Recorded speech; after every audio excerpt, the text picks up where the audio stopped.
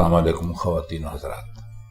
आज हम मिर्ज़ा गालिब की जो गज़ल पढ़ेंगे उसका पहला शेर है, एक एक कतरे का मुझे देना पड़ा हिसाब, खूने जिगर वदीयते मिशगाने यार था।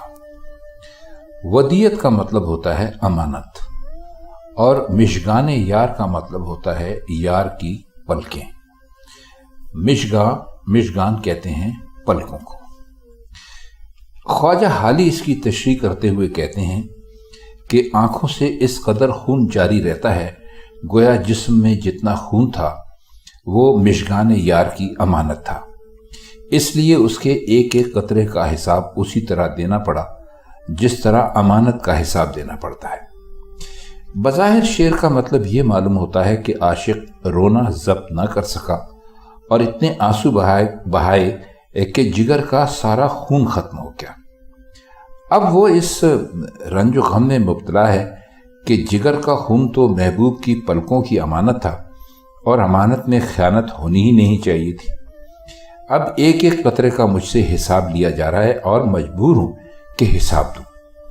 यानी आशिक ज़ब्त में नाकाम रहा और मुसीबत ये पेश आई कि इस बेज़ब्ती में महबूब की पलकों की अमानत भी आंखों के रास्ते निकल गई।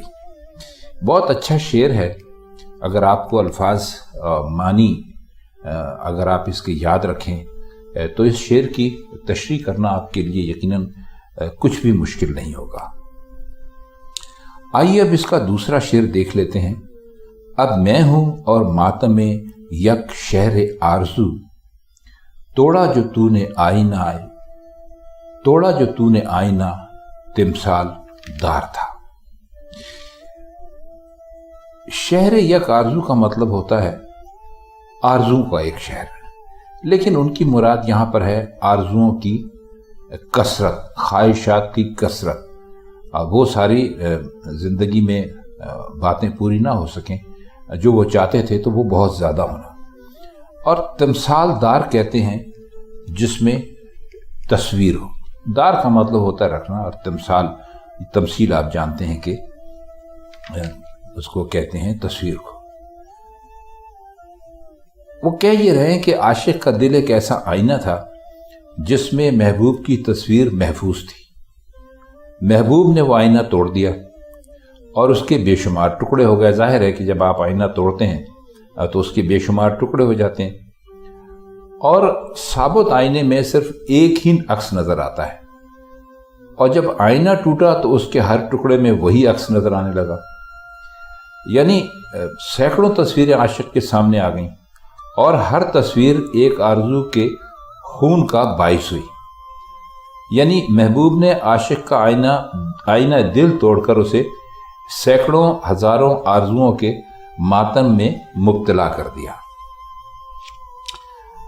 शेर है कि गलियों में मेरी नाश को खींचे फिरो कि मैं जहां दादाए हवाए सरे रह गुजार था।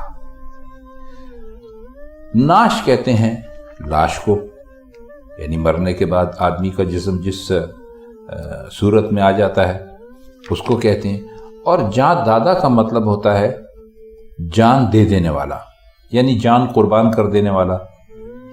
और हवा कहते हैं आरज़ू को, ख्वाहिश को, मोहब्बत को। तो फरमाते हैं कि मैं महबूब की आमद रफ्त के रास्ते की मोहब्बत और आरज़ू पर अपनी जान कुर्बान किए हुए था। इसी हालत में और इसी वजह से मेरी मौत वाक़ई हुई। अब मुनासिब यह है कि मेरी नाश को गलियों में खींचते फिरो ताकि मरने के बाद भी उन रास्तों पर घूमने फिरने की सादत हासिल हो जाए जिस पर महबूब की आमद रफ्त थी या है। इसी तरह महबूब इत्तफाकिया मुझे देख ले और उसको पता चल जाए कि मैंने किस सबब से और किस शौक में जान दी।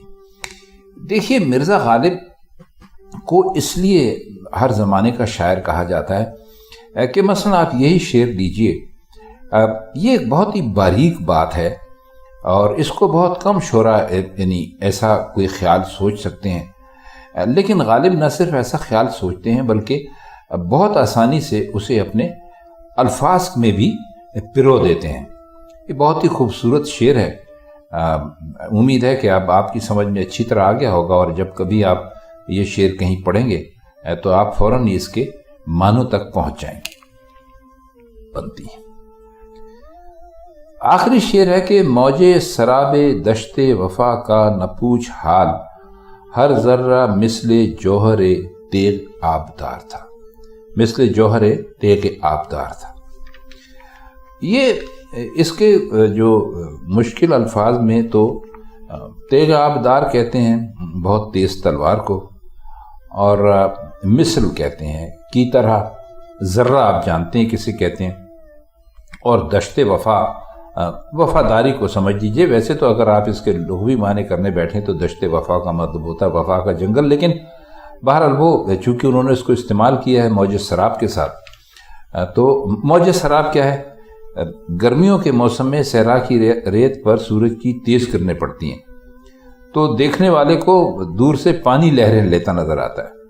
اصل میں تو یہ نگاہ کا دھوکہ ہوتا ہے، اور بعض اوقات چاند کی روشنی میں بھی صحرا کے اندر یہی کیفیت پیدا ہوتی ہے، اور پانی کے اس بے بنیاد جلوے کو سراب کہتے ہیں۔ تو مرزا کہہ رہے ہیں کہ وفا کے صحرا میں جو دشت وفا ہے، وفا کا صحرا ہے، اس میں جو سراب کی لہریں نظر آتی ہیں ان کی کیفیت بس مت پوچھو۔ بس یہ سمجھ لو کہ جس ریت پر سورج کی روشنی پڑنے سے سراب پیدا ہو رہا تھا، اس کا ذرہ ذرہ تیز دھار والی تلوار کے جوہر کی مانند تھا۔ جوہر کا مطلب ہے کہ دھار کی مانند تھا۔ اب مراد یہ ہے کہ عشق میں وفا کے تقاضے پورے کرنا بہت مشکل ہے۔ جس نے اس صحرا میں قدم رکھا اس کے لیے بچنا ممکن ہی نہیں، کیونکہ سراب پیدا ہونے والی ریت کا ایک ایک ذرہ اس کے لیے تیز دھار والی تلوار سے کم نہیں ہوتا۔ اب اس شعر کے دو مطلب ہو سکتے ہیں کہ ہم جب اس میں نکلے، اس وفا کی راستے میں نکلے، تو ہمیں اپنا عشق جو تھا وہ سچا ثابت کرنے کے لیے ہمیں دشت وفا میں چلنا پڑا۔ اور دوسرا اگر آپ اس شعر کا مطلب لیں تو یہ دنیا کے جو معاملات ہیں ان پر بھی کافی حد تک صادق آتا ہے کہ انسان اپنی زندگی گزارتا ہے، قدم قدم پر دھوکے ہوتے ہیں جو کہ جھوٹے وعدے ہوتے ہیں، جو کہ انسان کو پریشان رکھتے ہیں۔ تو اگر آپ اس شعر کو اس معنوں میں دیکھیں تب بھی اس کا یہ ایک بہت ہی اچھا مطلب نکلتا ہے۔ تو خواتین حضرات، یہ تھی غالب کی آج کی غزل، اور اس کے کچھ مشکل الفاظ کی معنی اور کچھ اس کی شرح ہم نے کرنے کی کوشش کی۔